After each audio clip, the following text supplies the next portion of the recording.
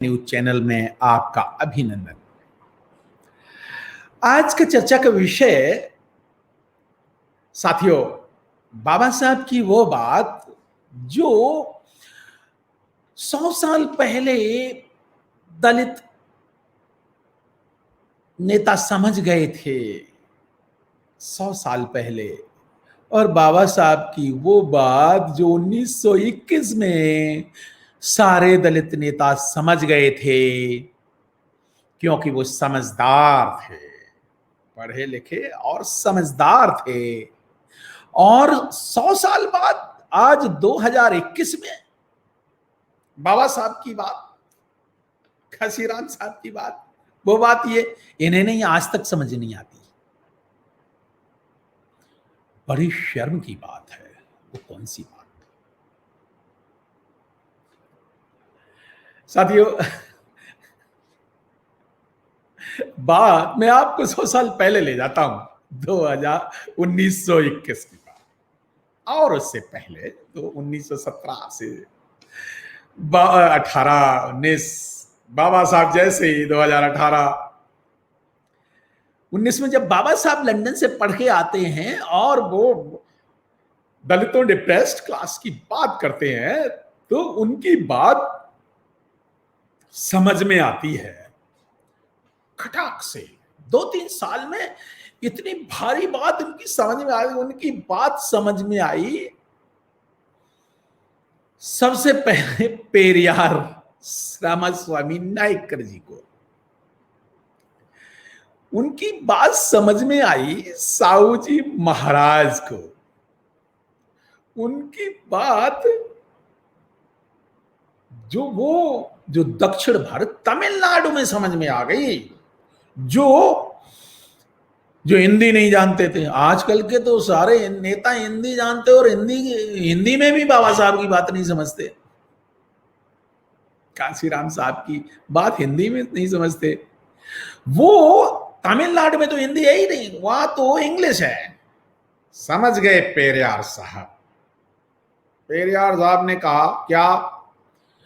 1918, 1919, जब 1918-19 में, उस समय पेरियार साहब तमिलनाडु के कांग्रेस के अध्यक्ष थे, बहुत डायनेमिक नेता।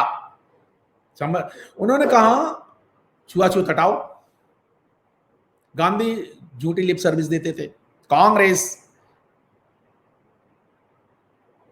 के नेता और सारे नेता झूठे लिप सर्विस बेवकूफ बना रहे थे। हम छुआछूत नहीं मानते, हम जाति प्रथा नहीं मानते। उन्होंने कहा ठीक है, तो रेजोल्यूशन बनाएंगे। तमिलनाडु कांग्रेस का अध्यक्ष वो कहता है पिछले साल रेजोल्यूशन बनाया गया, पता चला रेजोल्यूशन पढ़ा ही नहीं गया। बड़ी बदमाशी। कांग्रेस ट्रिक चलती है ना, रणनीति से चलती है। 1-2 साल तो वैसे ही निकाल देती, 4-5 साल। 3-4 साल रामास्वामी नायकर साहब के भी निकल गए, अध्यक्ष तो बन गए, लेकिन उन्हें ये पता नहीं चला कि ये झूठों की पार्टी है। ये दलितों का कोई भला नहीं करने चाहती, अछूतों का कोई भला नहीं करना चाहती। ये बात उन्हें बात चली 5-6 साल बाद। तो उन्होंने कहा देखो, मैं तमिलनाडु कांग्रेस का अध्यक्ष हूं और रेजोल्यूशन नंबर 1 होगा और पढ़ूंगा भी मैं ही। अध्यक्ष तो वो थे, रेजोल्यूशन पढ़ने के लिए किसी तीसरे को भेज दिया और उसने रेजोल्यूशन पढ़ा ही नहीं। वाह! तो रेजोल्यूशन नंबर 1 होगा, पढ़ूंगा मैं, कि जाति प्रथा का खात्मा। तो इस बात पे पता चला कि नहीं नहीं, ये नहीं पढ़ोगे, ये नहीं होगा, नहीं होगा। उन्होंने क्या किया? इस्तीफा दे दिया कांग्रेस से। और फिर क्या किया? कांग्रेस उसने 5 रेजोल्यूशन, एसएनडीपी मूवमेंट चलाया, 5 नियम बनाए। गांधी का बहिष्कार, कांग्रेस का बहिष्कार, हिंदी भाषा का बहिष्कार, हिंदू देवी देवताओं का बहिष्कार, ब्राह्मणवाद का बहिष्कार, ईश्वर का बहिष्कार। और तब से लेके 1920-21 आज हो गए, 2100 साल हो गए, तमिलनाडु में कांग्रेस कभी भी राजसत्ता में नहीं आई। ये बात समझ में नहीं आ रही आज के नेताओं को। 2021 में 100 साल बाद जो पेरियार को उस समय समझ में आ गई थी, आज के दलित नेताओं, बहुजन नेताओं को ये बात समझ में नहीं आ रही। बाबा साहब ने कहा, चलो दूसरा उदाहरण से समझाता हूं, उसी समय का उदाहरण है।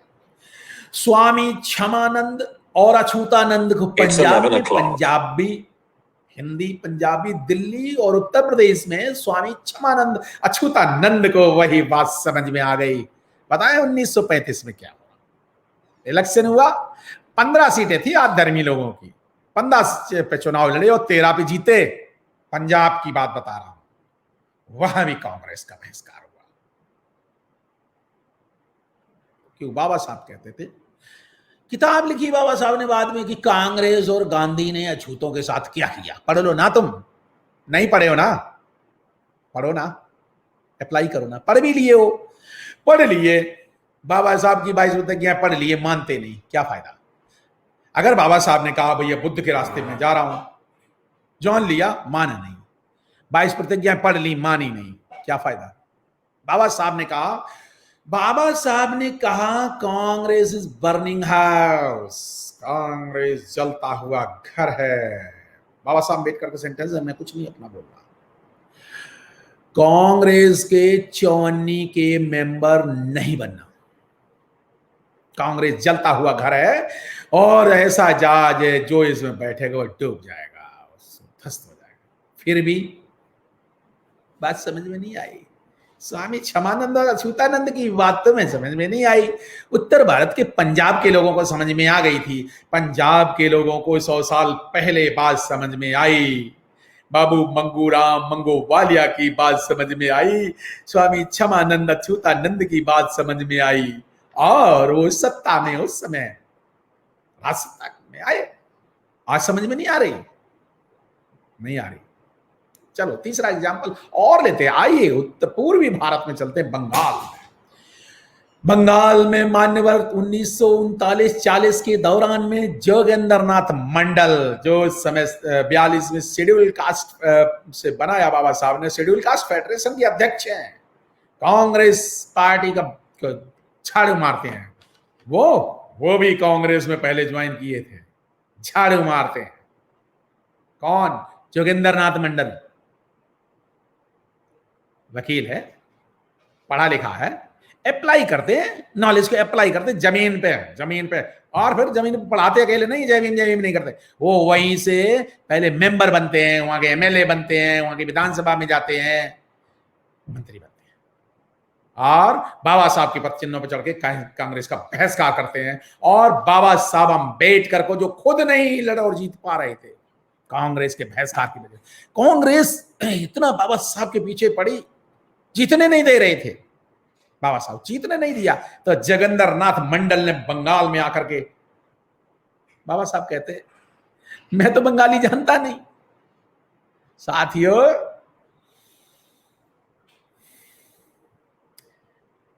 क्षेत्रों की मर्यादा तोड़ी, बंग भाषाओं की मर्यादा तोड़ करके जोगेंद्रनाथ मंडल ने बंगाली लोगों को बंगाली भाषा में समझाया, सुनमो सुद्राय को, ये है हमारा मसीहा बाबा साहब अम्बेडकर, इनको फॉलो करो। वहां से भेजा कांग्रेस, नेहरू गांधी चौकड़ी, गांधी और पटेल चौकड़ी कहती बाबा साहब को पार्लियामेंट में नहीं घुसने देंगे, तो बाबा साहब कहते कांग्रेस के 54 के मेंबर नहीं बनना। और तुम कांग्रेस के समर्थन से बीएसपी और उत्तर प्रदेश में आकर के तुम बहुजन समाज की नेत्री, आयरन लेडी और बहुजन राजसत्ता के प्रति हाथी का विरोध करते हो, नीले झंडे का विरोध करते हो। क्या करें, समझ में नहीं आई ना। जो जोगेंद्रनाथ मंडल को बात समझ में आ गई थी, बंगाल क्यों आपने खुला छोड़ रखा है, चैलेंज करता हूं जितने आंदोलन चला रहे हैं, जय भीम करते, जाओ ना बंगाल में एक सीट लड़के जीतो, खुला है ना बंगाल आपके लिए। नहीं साहब, नहीं खोलो, बात ही समझ में नहीं आई, तो समझदारी नहीं हो, रणनीति है नहीं, अक्ल नहीं है, जय भीम करते फिरते हो, स्टेज बनाते फिरते हो, मंच करते फिरते हो, कुछ नहीं करते हो, अपनों से लड़ते हो, बहुजनों को वोट तोड़ते हो, रणनीति गलत है। चलो,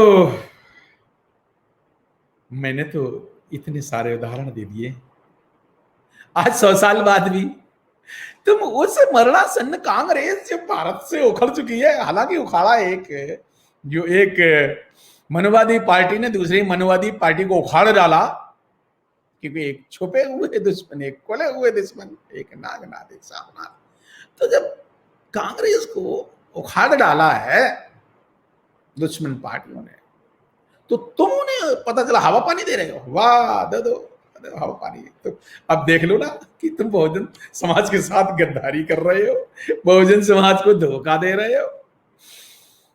कब तक छुपोगे, कब तक छुपोगे? बहुजन समाज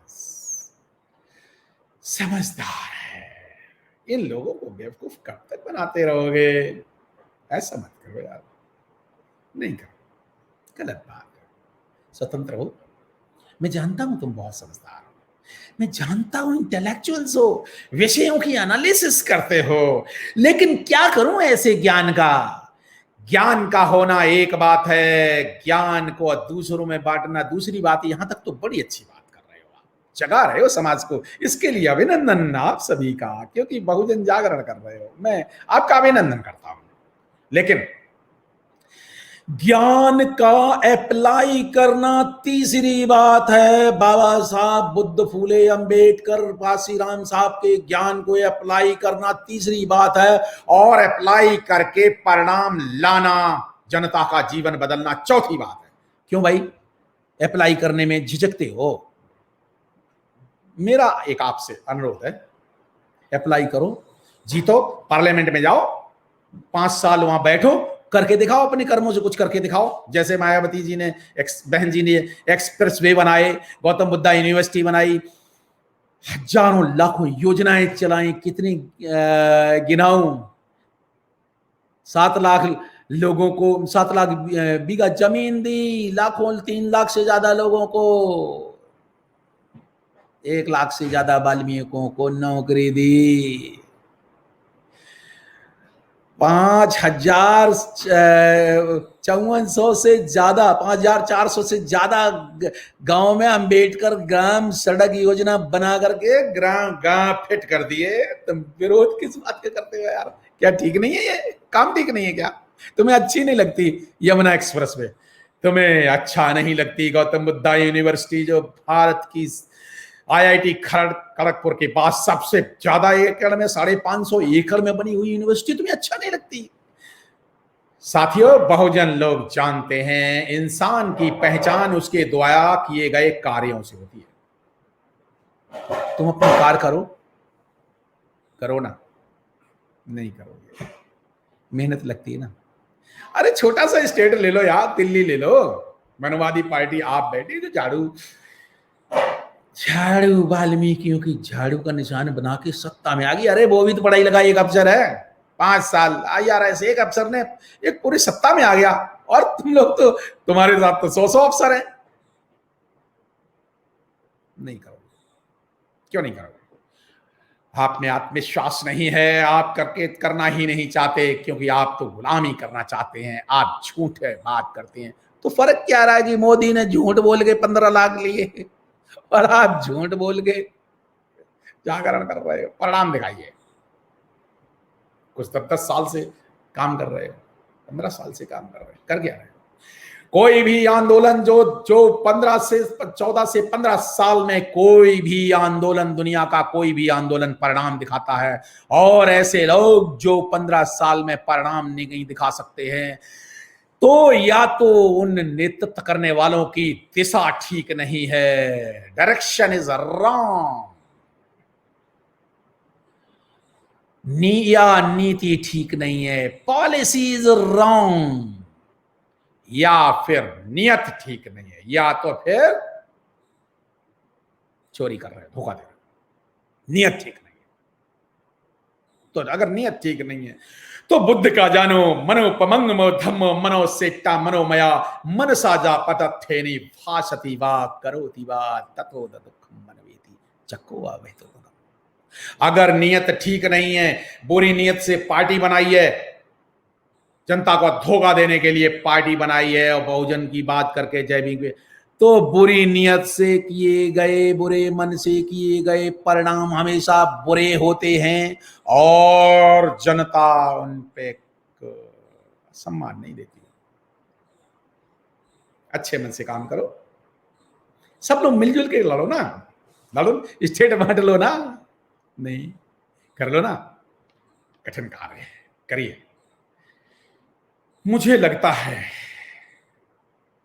जो ईमानदार लोग हैं वो ये चैलेंज जरूर स्वीकार करेंगे। मैं नाम लेके, क्योंकि सभी महानुभावों को, ज्यादातर महानुभाव सभी महानुभावों को जानता हूं, बात मेरी आप समझ रहे हो।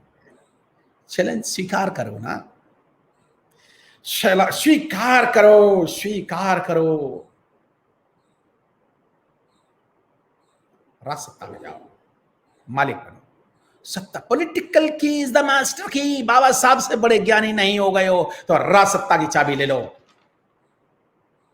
लेकिन आपको यह बात समझ में नहीं आई, साथ ही इसीलिए आप उत्तर प्रदेश में आयरन लेडी, बहुजन शेरनी, बहुजन नायिका और बाबा साहब अंबेडकर और मान्यवर काशीराम साहब ने जिन्हें कमान सौंपी, खुद अपने जीते जी उस बहुजन नायिका के विरुद्ध, अपनी बहन जी के विरुद्ध झंडा उठाए हुए उनका विरोध कर रहे हैं।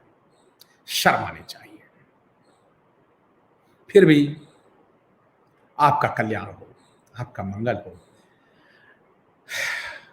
बाबा साहब, बुद्ध, फूले और अंबेडकर, साहू जी महाराज, गुरु रैदास, गुरु कबीर, गुरु नानक, गुरु चोखा मेला, गुरु घासीदास, सभी आपको ज्ञान दें, आपका कल्याण हो, आपका मंगल हो। आपने मेरी बात ध्यान से सुनी साथियों, जय भीम। आपको अगर मेरी बात अच्छी लगे तो अपने 100 दोस्तों को भेजें भाई, ताकि उनको भी ये बात पता चले। अभय न्यूज चैनल का शुक्रिया। जय भारत।